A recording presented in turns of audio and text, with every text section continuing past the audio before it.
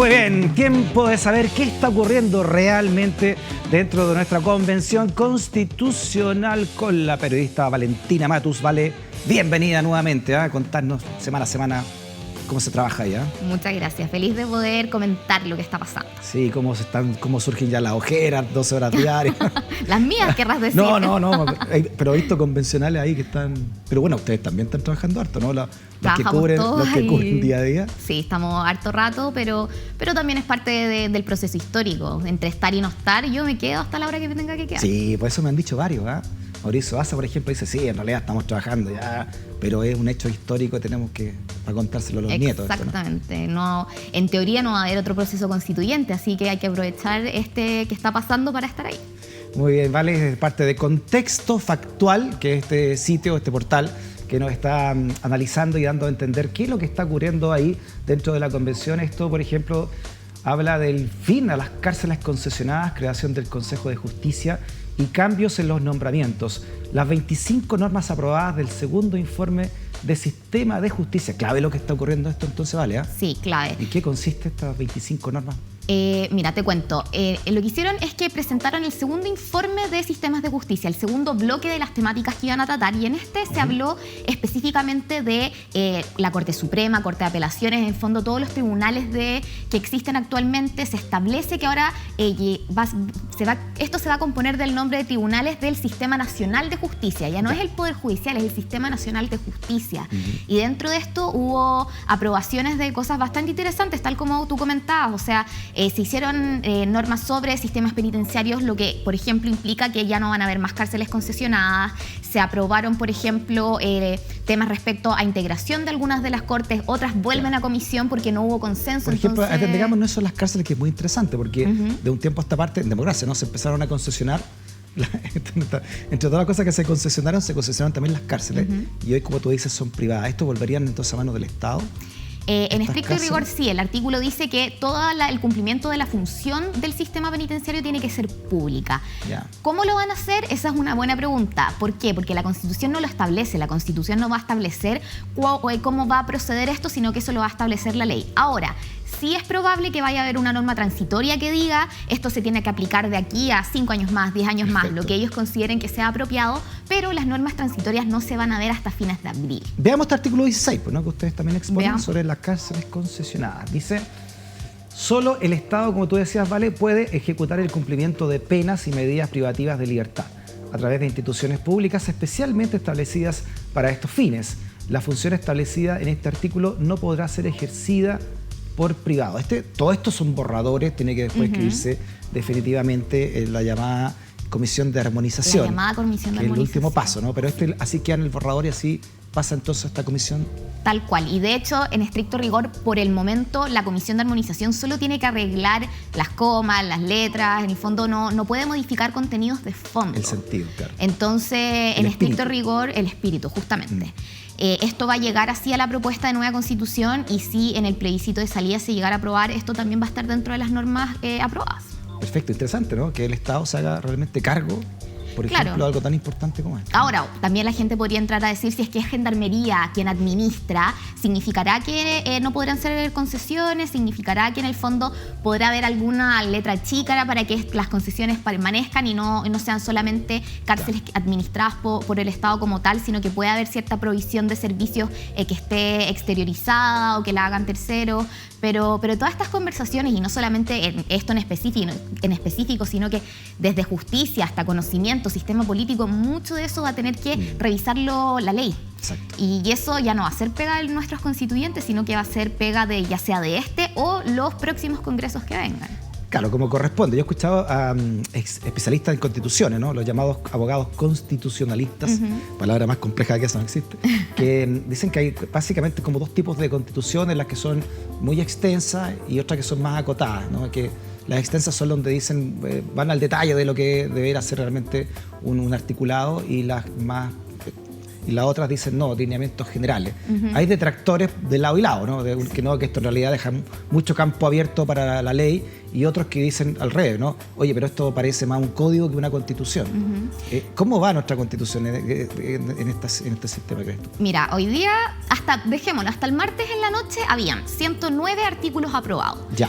la Constitución actual tiene un poquito más de 140. Entonces, si uno hace la comparación, claro, efectivamente esta Constitución ya vendría teniendo hartos más artículos, porque si uno lo va en lo concreto, falta que cada comisión presente 2 informes más, que también van a estar llenos de normas. Entonces, efectivamente, probablemente van a haber muchas más normas de la Constitución actual, pero también los constituyentes están tomando razón de esto y por ejemplo, lo que pasó en medio ambiente es un buen ejemplo de esto. En medio ambiente se presentó el primer informe con 40 artículos de los que muchas personas dijeron que no correspondían temáticas que fueran necesariamente en la Constitución. ¿Qué pasó?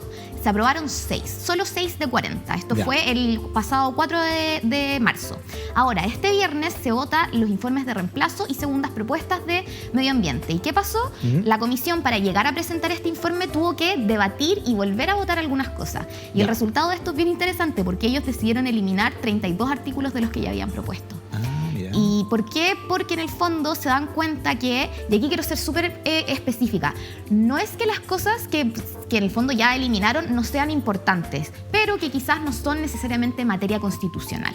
Entonces no es que, por ejemplo, no se tengan que regular los delitos ambientales o que no tenga que haber algún tipo de legislación sobre la tutela de animales, que son algunos de los artículos que decidieron suprimir. Simplemente que eso no va a estar en la Constitución y que ya después alguna ley o algún tipo de norma, decreto de ley pudiese eventualmente regularlo. Pero creo que es súper importante destacar que lo eliminen, que no esté en la propuesta constitucional, no le resta la importancia, sino que también están formando las bases de qué es lo que debería ir y no debería ir en esta Constitución, que es lo que decías tú, va a ser más general, va a ser más específica. Yo creo que si bien al principio tenían esta idea de metamos nuestra caja de deseo, nuestra lista del súper, y ahora se está cambiando un poco la perspectiva y en el fondo están tratando de asemejarse más a constituciones de otros países que en el fondo delimitan marcos un poco más generales y de ahí para abajo viene la ley, viene el detalle, viene lo que hace el Congreso.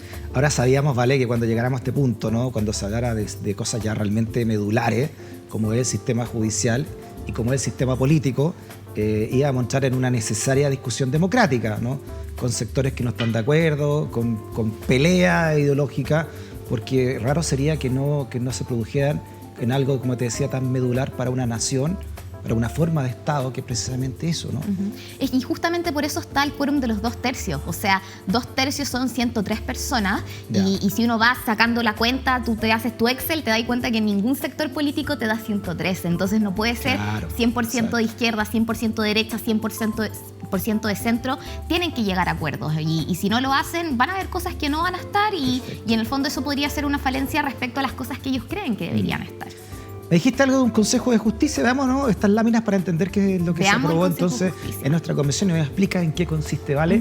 Este artículo 27 sobre el Consejo de Justicia, un órgano autónomo, técnico, paritario y plurinacional con personalidad jurídica y patrimonio propio, cuya finalidad es fortalecer la independencia judicial y además está encargado del nombramiento, gobierno, gestión, formación y disciplina en el Sistema Nacional de Justicia. En el ejercicio de sus atribuciones debe considerar el principio de no discriminación, la inclusión, paridad de género, equidad territorial y plurinacionalidad. ¿Esto termina con la que llamamos Corte Suprema hoy o no? No ¿O termina con el sistema judicial como lo conocemos hoy? Eso sí, termina con el sistema judicial de la forma en que lo conocemos hoy, pero Corte Suprema va a seguir existiendo. Perfecto. ¿Con qué atribuciones? No te las puedo decir porque el artículo no fue aprobado, vuelve a comisión. Y también muchas de las atribuciones de este Consejo de Justicia tampoco están claras porque también tienen que volver a la comisión.